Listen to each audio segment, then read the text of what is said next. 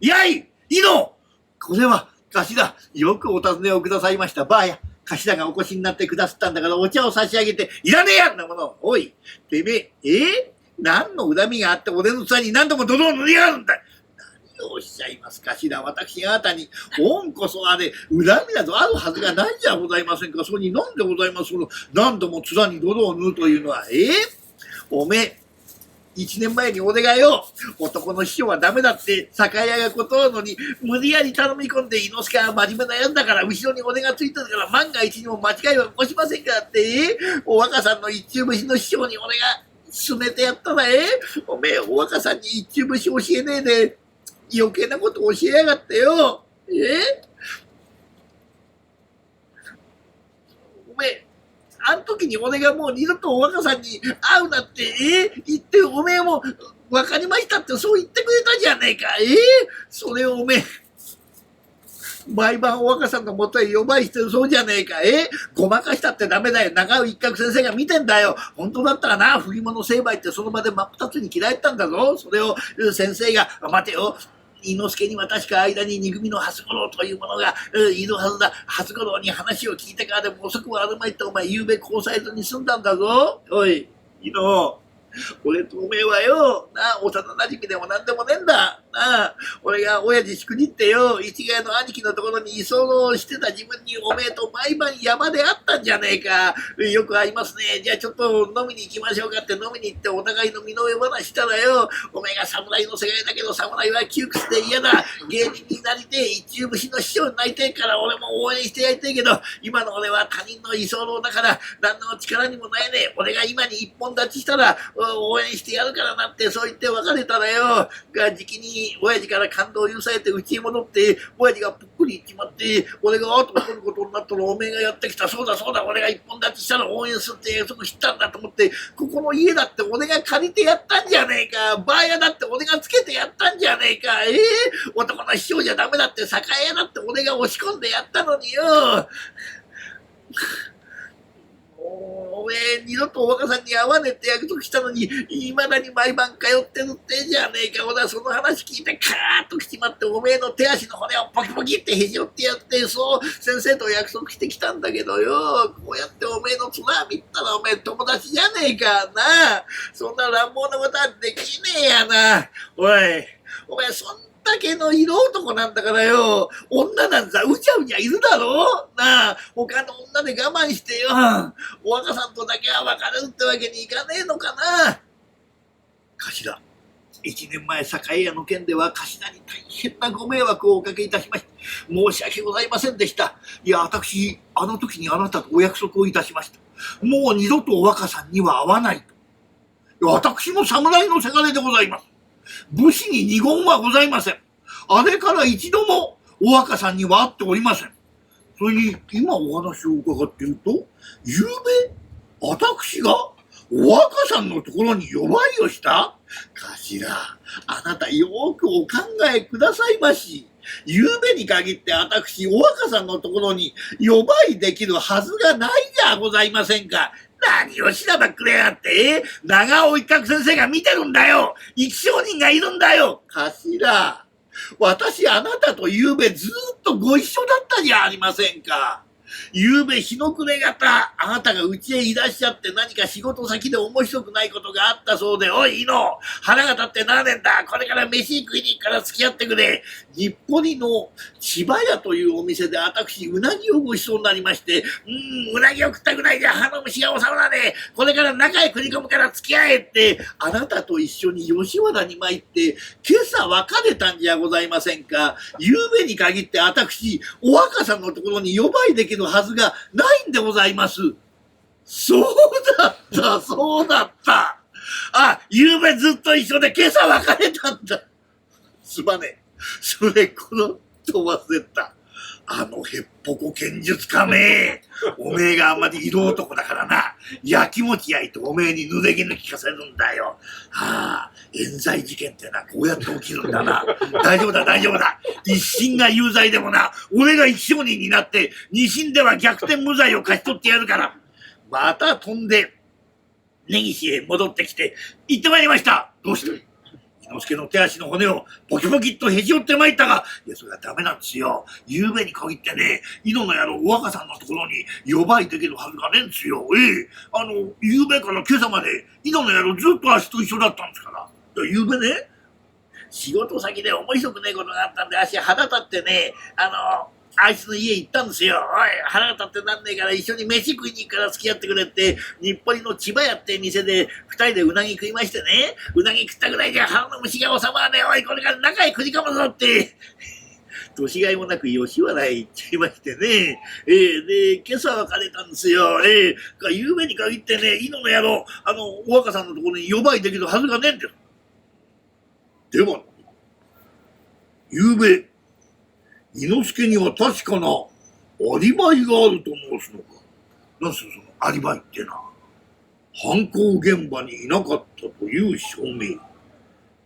俗に不在証明とも言う。そうなんですよ。アリバイがあるんですよ。だから井戸の野郎は、予売の下手人じゃないでしょ。いや、確かなアリバイのあるやつが真の下手人だったというのはよくある筋書きだ。これには何かトリック、からくりがなくては。頭、ゆうべ吉原のどこへ行ったな？いつも通りですよ。姿指屋から丸子終わり。丸子終わり？丸子終わりといえば吉原でも大店である。あのような店に芸人が上がれるのか？芸人上がれません。芸人反転着はダメなんですよ。ですから、井戸の宿は上がれないんですけどね。足丸子終わりの旦那にはまってますんでね。足だけ内緒で遊ばしてもらうんですよ。ですから、足が遊んでる間ね、井戸の宿はお茶屋に下がって、で、朝、足を迎えに来るんですよ。そこだ！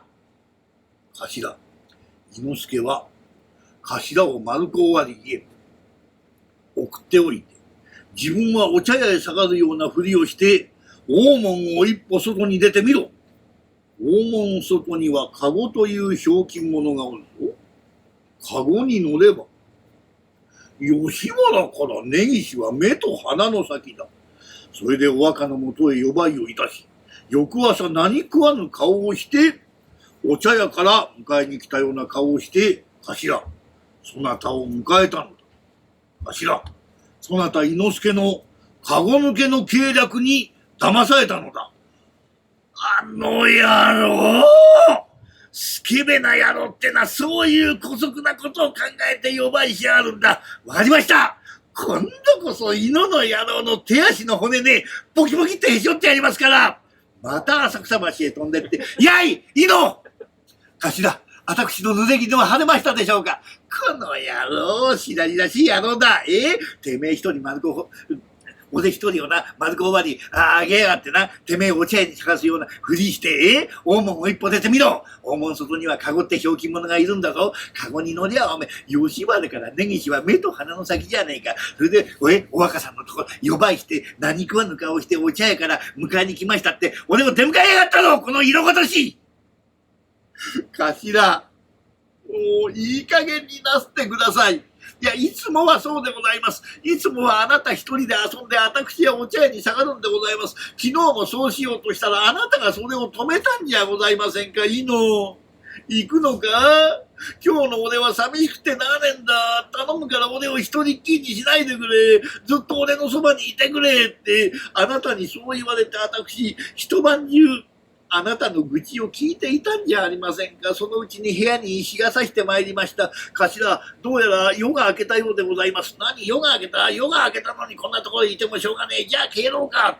それからカゴを2丁頼んで、それで帰ってきたんじゃございませんか。夕べに限って私、一時もあなたのそばを離れていないんでございます。そうだった、そうだった。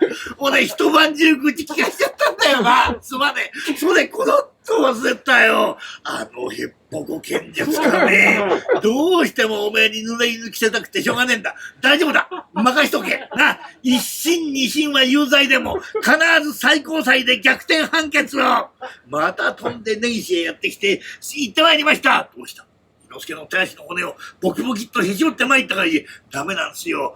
夕べに限ってね、猪の野郎足のそばを一時も離れてねんつ。先生、見間違いやねんつか？いや、見間違えるはずはない。猪之助には何度も酒屋であったことがある。それが噂の菅野猪之助か。なるほど。このような色男ならお若が迷うのも無理はないと、そう思った覚えが。頭、夕べの様子だと猪之助、今夜もきっとお若のもとに呼ばいに来る。そなたすまんがな。今宵、わしと共にここで寝ずの番をして、もし猪之助が呼ばいに来たら、その時に猪之助を見て、本物の猪之助か、偽物の猪之助か、その目で見極めてはくれまいか。わかりました。わしもね、友達のぬぜぎの話すためだったら、寝ずの番でも何でもします。酒魚の用意をいたせ。酒魚が運ばれてくる。頭は昼間全力疾走でうぐいす谷浅草橋間を2往復してるんですから、もう疲れ切ってますから、ちょっと酒飲んだだけで酔いが回って、先生すみません、足チューチューチューと横にならさせていただきます。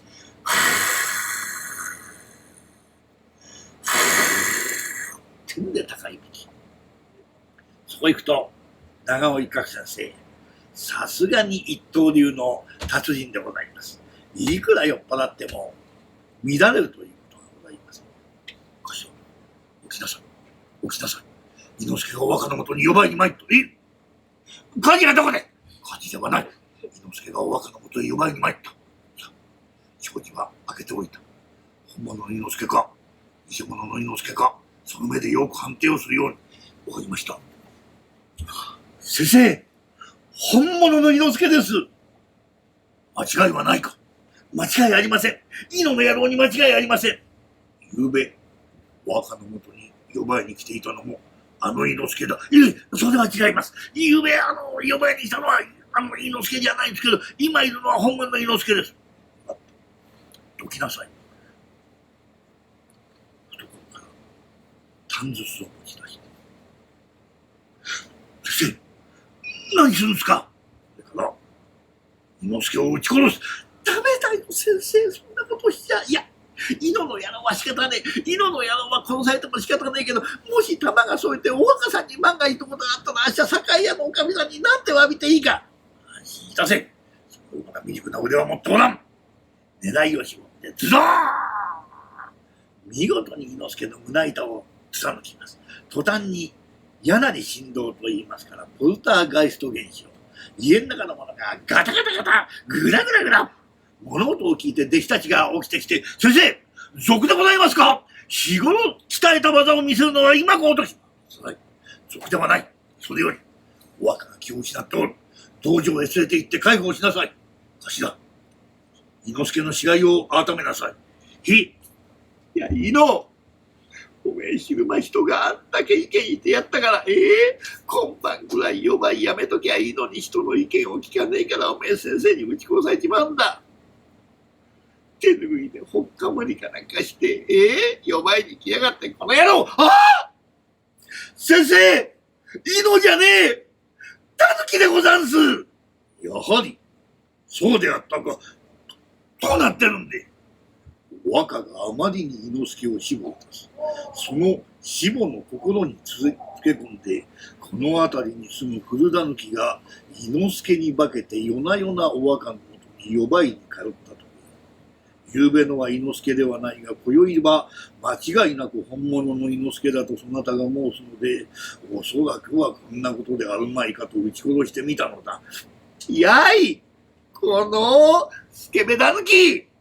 狸だったら狸らしくメス狸のケツでも追っかけてろ。狸のくせに人間の、しかもおめえ一番いい女のお若さんのところを毎晩呼ばいに通いやがって、この野郎。それも俺の友達の猪之助になりすましやがって。同じ化けるんだったらなんで俺に化けねえんだこの野郎。道場に連れて行ったお若さん、弟子たちが解放して意識を取り戻します。やがてこのお若さんが十月10日経ちまして産み落としましたのが双子のタヌキでございました。ところが、生まれてすぐ亡くなってしまいまして、このタヌキが気の毒だというんで、根岸のお行の松というところに、タヌキ塚というものを作りまして、このタヌキを供養いたしました。入谷の駅から、この照崎神社の方にちょっと入ったところに、柳通りという、通りがありましてね、そこに下町のロイヤルファミリー、海老名家御用達の、神屋、香りの味の屋っていう、下町の高級レストランがございまして、この神屋のちょっと先のガソリンスタンドの左隣がこのお行の松というところでございまして、この境内に今にも、たぬき塚というのが残ってございます。お行の松、たぬき塚、由来の一石、三遊亭延長作、お若伊之助でございました。